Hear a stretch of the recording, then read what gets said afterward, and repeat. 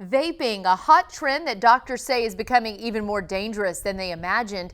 Recently, a Central Texas man was airlifted to the hospital due to a vaping-related illness. Eliza Navarro joins us with his story and what his hopes for the future are. Lindsay, Blake Keith is currently recovering after what started as flu-like symptoms became more, almost taking his life. He was diagnosed with chemical pneumonia related to vaping. I talked with him about his journey and also talked with the doctor about why vaping can be so deadly. Can't vape anymore. I'm going to try to find different outlets. 35-year-old Blake Keith has smoked and vaped for most of his life. I've been vaping and smoking for about 20 years. A habit he says helped him get through a lot, but on September 11th, that habit prompted a trip to the hospital. Felt like I had the flu. Just respiratory problems, coughing.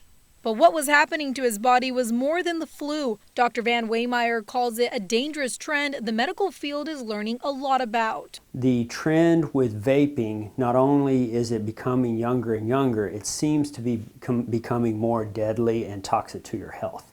After Keith was sent home the same day that he got medical attention, he went back a few days later in much worse condition. I went to the ER Friday with 103 fever. Before I knew it, I'm coughing up blood and I'm getting loaded up on a helicopter. They ended up intubating Blake, and his oxygen level was at 47% while intubated. And they said, you need to call your family. We don't think he's going to make it. You get a flavor, it's tied into vitamin E. That vitamin E is aerosol, you breathe it in, but then it becomes an oil again, and then your lungs react to that very quickly in a very dangerous way.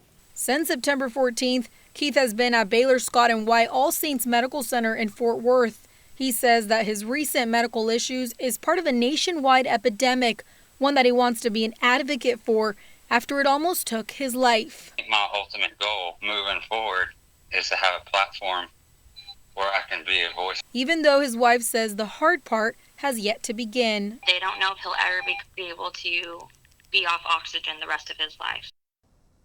Keith says he wants to build a platform to educate younger teenagers about the risks of vaping.